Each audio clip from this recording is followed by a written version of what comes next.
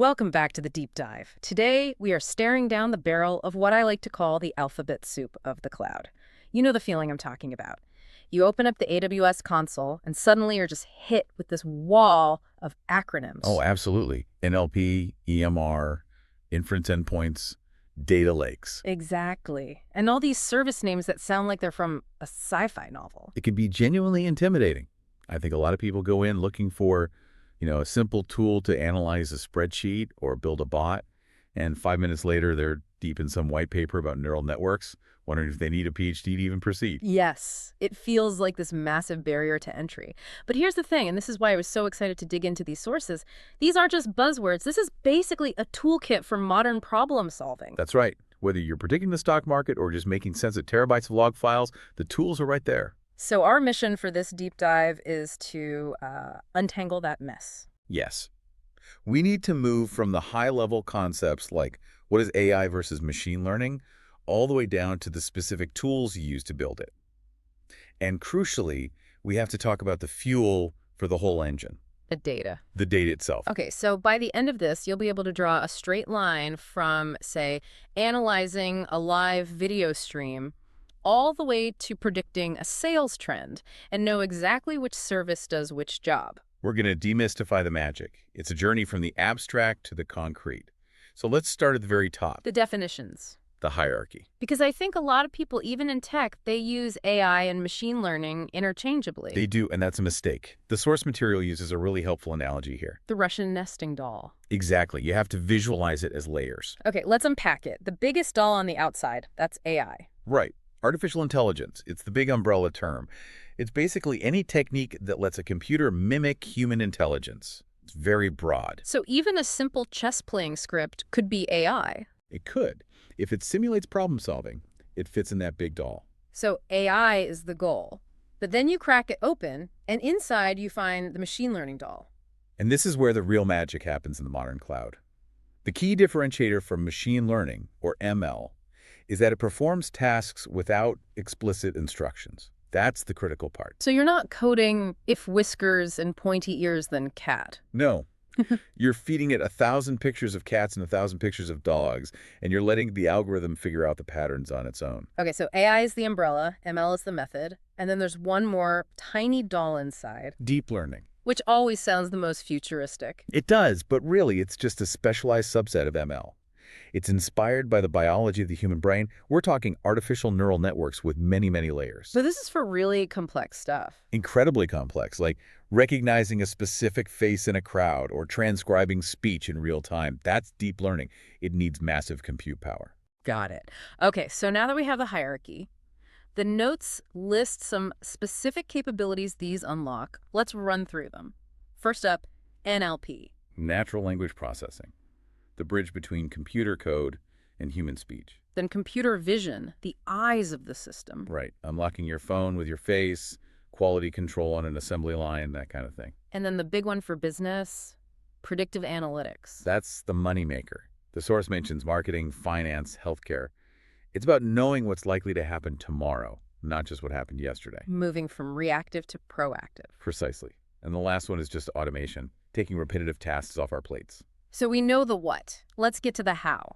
If I'm a developer and I want to start building this stuff on AWS, where do I even go? You go to the studio, specifically Amazon SageMaker. SageMaker, I love the name. It sounds very authoritative. Well, it is the heavy hitter. Think of it as a fully managed infrastructure for the entire ML lifecycle. And lifecycle is the key word there, right? It's not just for writing the code. Exactly.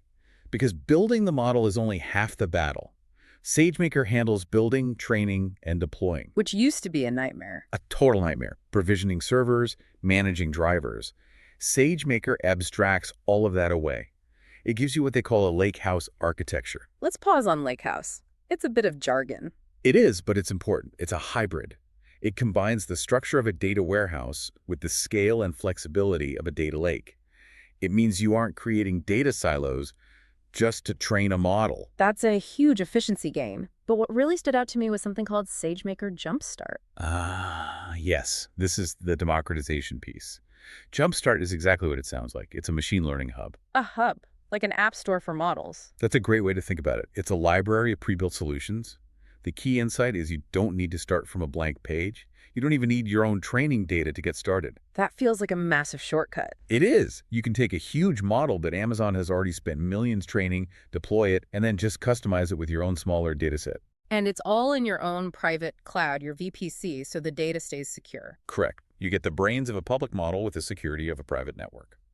Now, speaking of pre-trained models, we have to talk about the shiny new object, Amazon Bedrock. How is this different from SageMaker? So if SageMaker is the general workshop where you can build anything, Bedrock is the specialist tool for generative AI. Gen AI. Okay, so creating new content, text, images. Exactly. Bedrock is a serverless API. It gives you access to all these high-performing foundation models. If you want to build an app that writes marketing copy or summarizes documents, you don't train a model in SageMaker. You just call an API. You just call an API in Bedrock. It's all about speed to market for Gen AI. So SageMaker is for the builders, Bedrock is for the app developers. That's a fair distinction, yeah. Okay, so we've got the brain, SageMaker, and Bedrock. But a brain needs to communicate. The sources point to two services for that, Lex and Kendra. Right, the AI services. They're highly specialized. Let's start with Amazon Lex. If you've used an Alexa, you know the family tree. Lex is for building conversational interfaces. Chatbots, voice assistants, virtual agents, you name it. But it's more than just a script. It uses automatic speech recognition and, more importantly, natural language understanding, NLU. That's the critical part, right? Because nothing's more frustrating than a bot that only understands exact keywords. Exactly. Lex is designed to understand intent. It figures out what the user is trying to do, no matter how they phrase it. So Lex talks. Then we have Amazon Kendra. Now, this is described as an intelligent search service. Think of Kendra as the solution to the corporate wiki problem. Oh, I know that problem. You know a document exists somewhere, but you can't find it to save your life. Precisely. Most internal search is just keyword matching. Kendra uses machine learning to understand context. It connects to your SharePoint, your Slack, wherever your stuff lives. The source says it provides machine learning-powered answers. What does that mean in practice? It means if you ask, what's the holiday policy for remote workers? Kendra doesn't just give you a link to a 50-page HR handbook. It scans the document, finds the relevant paragraph, and presents the actual answer to you directly. That's a huge productivity boost. Okay, so to recap, Lex is for when you want to talk to the system. Kendra is for when you need the system to find an answer for you. That's a perfect way to put it. But hold on, we're talking about training models, searching documents. All of this assumes one really big thing. That you actually have the data. And that the data isn't a complete dumpster fire. Right. AI is useless without data. It's like having a Ferrari with no gas.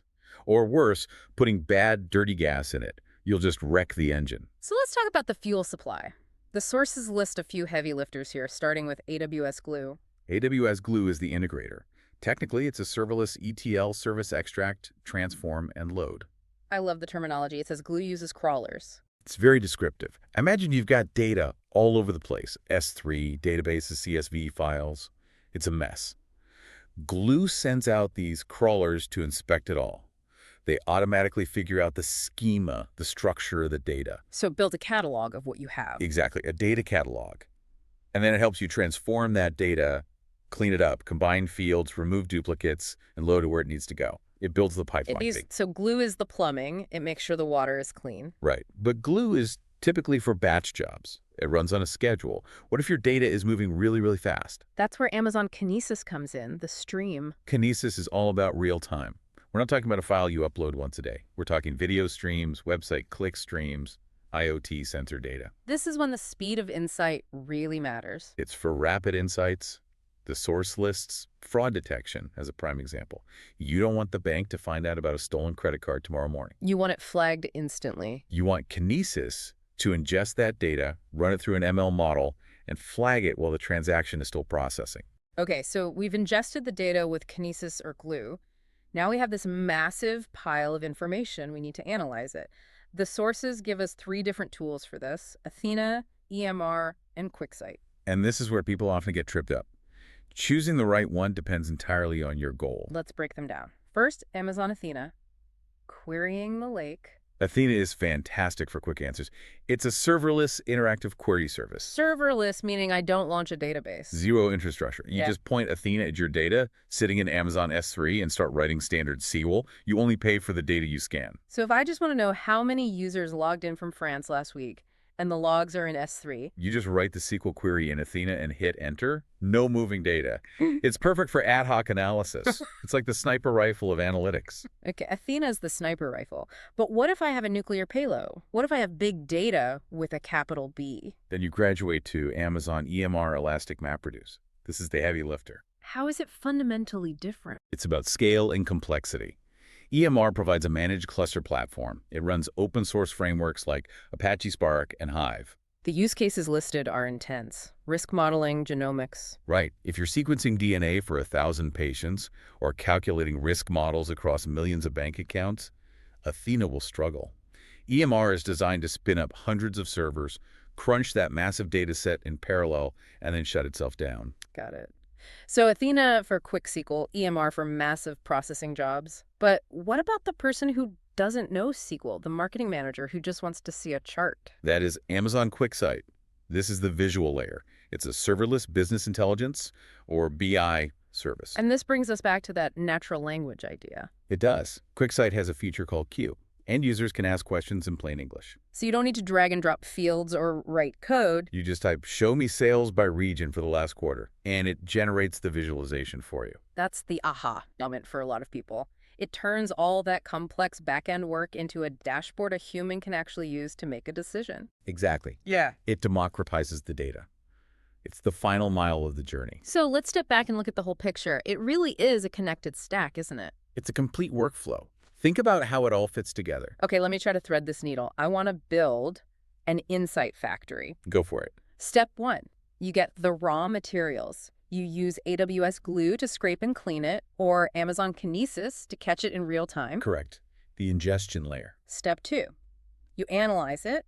You might use Amazon Athena for quick questions with SQL, or Amazon EMR if you need to crunch massive numbers. The analytics layer. Step 3, you build the intelligence. You use SageMaker to train a custom model, or you use Bedrock to generate new content. The intelligence layer. And finally, step 4, you interact with it. You use Amazon Lex to let people talk to it, or QuickSight to visualize the results. It's a factory, a raw data to insight factory.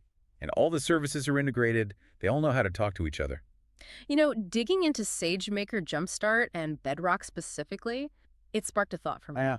What's that? Well, historically, the companies that won at AI were the ones with the data moat. Google, Amazon. They had the most data, so they had the best models. That's been the wisdom for a decade. Data is the new oil. Right. But if tools like Jumpstart and Bedrock are giving us these huge, powerful, pre-trained models that we can just tweak. It raises a fascinating question, doesn't it? It really does. It suggests we might be moving away from a world where only the data-rich giants can build powerful AI.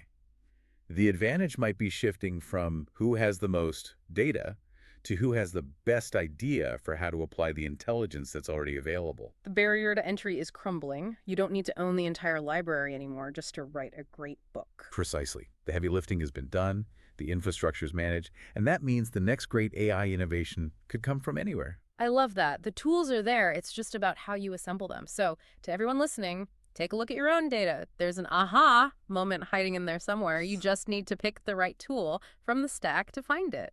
Thanks for joining us on this deep dive. It's been a pleasure. See you next time.